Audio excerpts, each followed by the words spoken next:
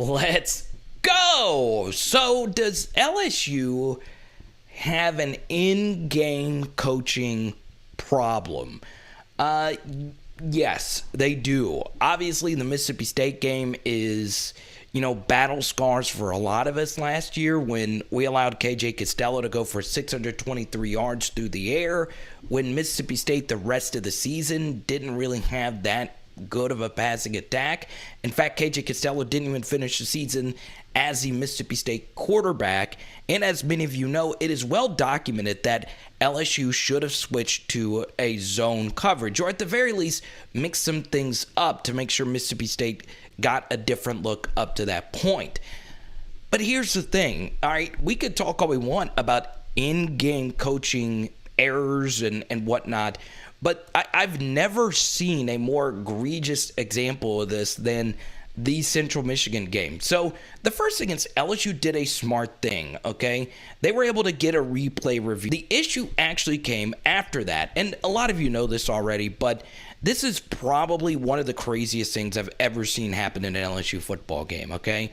And Ed Orgeron's right here, and he's here talking to the referee. I don't know exactly what was said there, but here's the funny thing was the ball ended up not being lined up where it needed to be lined up. Now, we could all have our different theories about why this ball was misaligned. Obviously, it's a little disorienting if you're an official because most college football stadiums don't have the yard markers like this. But still, where Deion Smith caught the ball was this 45-yard line, and instead it was lined up at this 45-yard line.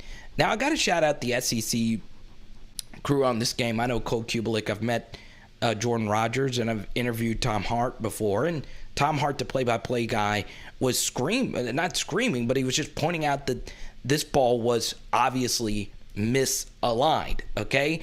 We are losing 10 yards of field position. I don't know if that was officially taken out of Deion Smith's actual total. I got to shout out my guy, SEC StatCat. His stats, he actually gave Deion Smith those extra 10 yards. So, yeah, this is pretty freaking wild that this happened. And look, a lot of us probably overlooked this as well. It's still just so weird, though, that this mistake was made. And the football god spoke because Jack Besh, who never drops a pass, dropped his first pass of the season. So this is a more interesting thing. Wasn't just that the ball was misaligned. We get a perfectly timed shot of the LSU sideline right here. And I'll give credit to Ed Orgeron. He did admit this error. Yeah, it was. It was. We should have noticed that from the box. I wish I'd have caught that. I challenged that play, and it got overturned. I was so excited it got overturned. We didn't notice it, so we should have noticed that as a coaching staff. But yes, they put it on the wrong 45 yard line. Ed Orgeron, it went over his head. It went over George Munoz's head, his analyst assistant, who he brought back over from Baylor, and nothing, okay? And I like Orgeron letting his coordinators coordinate. Obviously, I understand he's CEO, but one of the things you need to do as a head coach is to make sure that the ball is lined up on the right yard line, okay? Now, here's the thing. At least LSU this season made no other errors with instant replay, right? Well, let's take a look. So we go back to the LSU versus UCLA game, and what we'll do is we'll actually combine a few things. Now, if you watched our film study, you already know what I'm about to say, but this was really bad defensive coaching scheme and just overall bad replay review management as well. So at this point in the game, UCLA had ran 11 straight runs, and they were able to bootleg out of it. Now, once again, I've shared plenty of times, I don't like LSU's safety depth. When you run one high, it opens up all the space. And Ole Miss and Florida both dominated LSU when it came to open spaces in their defense. But either way, they obviously catch this ball and they cut back on us, okay? Once again, we should have just rode this guy out of bounds. Still, good cutback. Give him credit for that. But where the issue actually happened was here at the end, and it looked as if the tight end, Dulcich, got in, okay? But the issue is that he didn't get in. Now, once again, this is up for interpretation. Was his left leg down before he got into the end zone, okay? And it's not his left leg, it's his right leg. And it looks as if his shin is down. And you can actually see it from a better angle here, okay? Now, the issue I have with this, okay, good hustle by Damon Clark, all right? It's clear that his sock is on the ground right here, okay? And if he's right here, the ball is clearly not crossed the plane, okay? Now, let's say the referees review this and say, it's too close. But that's the thing. You have to make them review this, okay? In college football, allegedly, all plays are reviewed, okay? But guess what? There's no way that there could have been a thorough review on this play because I actually stopwatched the time it took for him to score and actually the extra point to be kicked. Now, why is it very important for LSU's coaching staff to get an instant replay there? Well, a lot of reasons. The first is we want to make sure he actually scored because LSU's defensive line is really good. It puts more pressure on the offense to actually score and use some red zone plays to get in. Okay, you're probably wondering, okay, here's the thing, Carter. They likely score anyway. Well, that's the point. We want to make them at least work for it. You don't know. They might fumble a snap. You never know.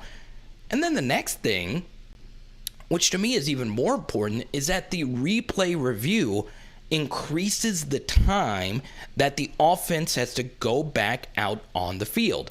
You saw right before this play began, Max Johnson had just sat down with the coaching staff to go over certain plays. They just had a long drive that was difficult that ended in a touchdown, okay?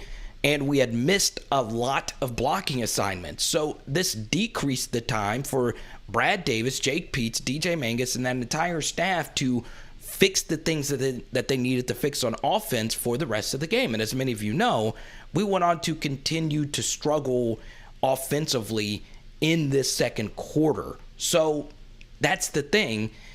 You've got to ask for a review because that time is very valuable. And the crowd was still hyped after the touchdown. They're still juiced because everything's happening so fast. They kick the extra point, we get the TV timeout, and then we're right back out on the field. The one thing an instant replay does, especially in front of a home crowd, I mean, look, Mississippi State's going to be clang all over the place. It settles them down. You can't keep that same energy up for an entire replay review. So we had the Mississippi State game this Saturday, and I want to show you this really quickly. A lot of you know about the defensive scheme issues. I want to show you this snap right here from LSU. Look at how exotic this is. This is not their traditional four-man front. We have Ali Gay, we have B.J. Ojolari in a 2-point. Actually lined up as a defensive tackle. Joseph Evans right here. And then we have a corner blitz, and the guy that actually gets home is Jacoby Stevens, who's lined up at linebacker. And we never really showed them this look until the end of the game in the fourth quarter.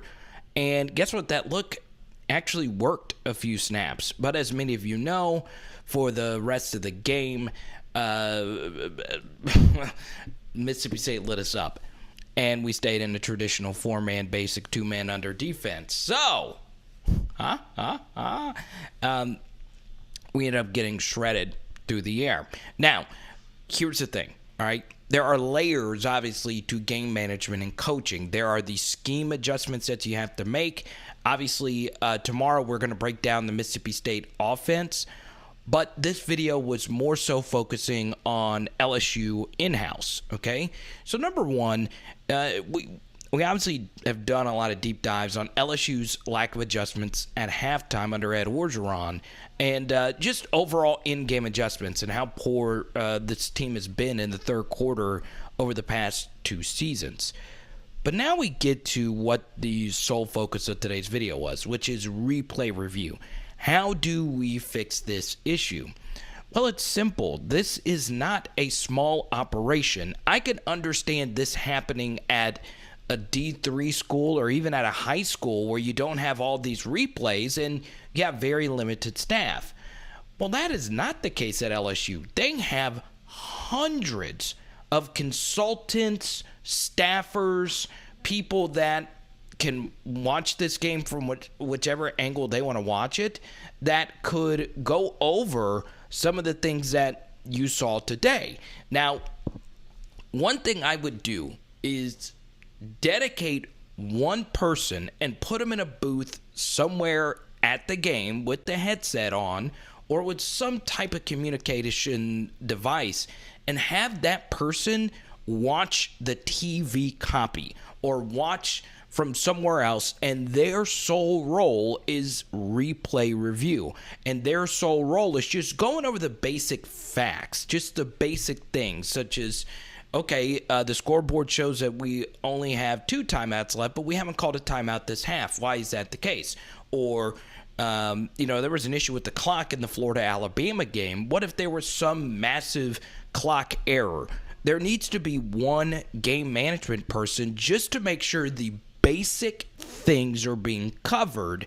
And obviously, a lot of this does fall on Ed Orgeron as well because, well, he's the coach of the team. If you're not going to be involved in the play calling affairs, make sure everything else is right, such as your 4th down decision making, all those different things. So obviously comment down below. It's good to have a healthy Ali Gay back for this game. It's hopefully we get Ali Gay back for this game. And Jay Ward's going to be back, and he also had a rough game in this game last year as well. So hopefully we'll be getting some revenge against these guys in their spot. The cowbells, clanga, clanga. Let's go, Edo. Let's get this dub. Let's go. It is. By the way, shout out to Musso and Mario for having me on, and Sean Fox. It is Power Hour LSU. Boom. I was also on Locked On SEC with Chris Gordy. What are we having tonight? Oh, we're doing salmon. Let's go.